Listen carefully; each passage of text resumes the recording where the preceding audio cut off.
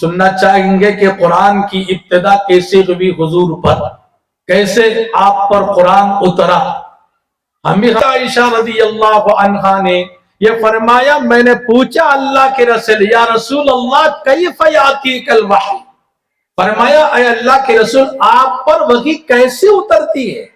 میں تو چھوٹی تھی، جب آپ پر پہلی مرتبہ غار حرا میں اتری تو چھوٹی بچی میں ہی، اس وقت زندہ جاوید تھی حضرت خدیجہ رضی اللہ عنہ جو آپ کی پہلی خاتون تھی۔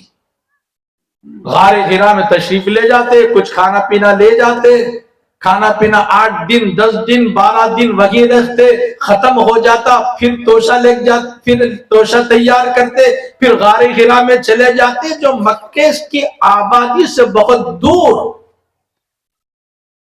وہاں بیٹھ جاتے، پھر تشریف لاتے۔ یہ سلسلہ جی وحی کے نزول کے قریب سے یہ سلسلہ چلتا رہا، 6 مہینے 8 مہینے، بعض روایت میں ہے 1 سال کے قریب تک یہ سلسلہ چلتا رہا۔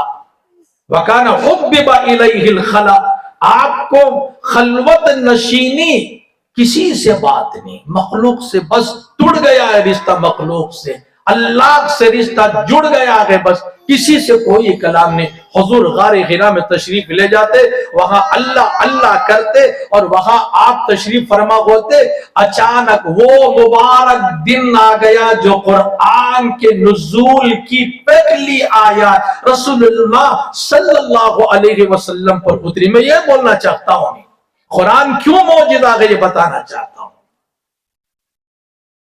حضرت جبرائیل علیہ السلام اصلی شکل میں حضور صلی اللہ علیہ وسلم سے فرمایا، اپنے سینے سے لگایا، حضرت جبرائیل نے آپ کو فرمایا اقرا پڑھیے۔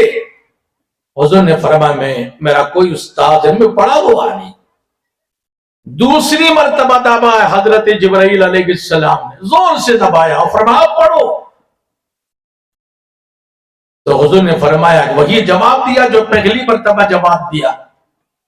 تیسری مرتبہ حضرت جبرائیل نے آپ کو دبایا، بہت زور سے دبایا، فرمایا حتی بلغ منی الجہد، بہت مشقت ہوئی، سانس اکھڑنے لگی، حضرت جبرائیل نے اتنی زور سے مجھے دبایا، فارسلنی، پھر مجھے چھوڑ دیا۔ اب کہا اب پڑھو۔ یہ ہے اعجاز قرآن کا۔